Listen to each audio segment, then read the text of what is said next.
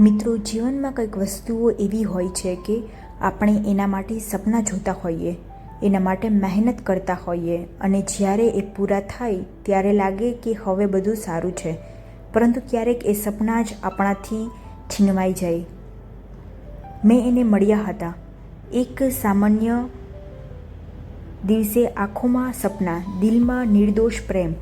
એના દરેક શબ્દોમાં મને મારું ભવિષ્ય દેખાતું હતું. એના હાથમાં હાથ મૂકીને મેં મારી આખી જિંદગી પસાર કરવાની કલ્પના કરી હતી. અમે સાથે મળીને ઘર બનાવ્યું. દિવાલો પર અમારા ફોટા, કિચનમાં અમારી હાસ્ય, બાલ્કનીમાં અમારા સપના. આ બધું જ એ ઘરમાં હિસાબ બની ગયું. એ ઘરમાં ફક્ત સિમેન્ટ અને ઈંટ નહોતા, ત્યાં અમારી પ્રેમની સુગંધ હતી.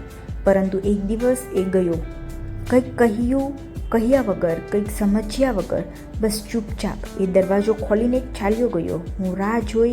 એક દિવસ, 2 દિવસ, સપ્તાહો વીતી ગયા. એ પાછો આવ્યો જ નહીં. આજે પણ એ ઘરે એ જ છે, દિવાલ એ જ છે, પણ ફોટો હવે ફ્રેમમાં નથી. હાસ્યની જગ્યાએ ચૂપ્પી છે, સપનાઓની જગ્યાએ યાદો છે. જીવનમાં એ દિવસ સમજાઈ ગયું કે ક્યારેક જેને માટે આપણે ઘર બાંધીએ છીએ એ ઘર આપણા માટે રહેતું નથી, અને જેના માટે બાંધી આપ્યું છીએ એ જ આપણે ખાલી હાથ કરી જાય છે.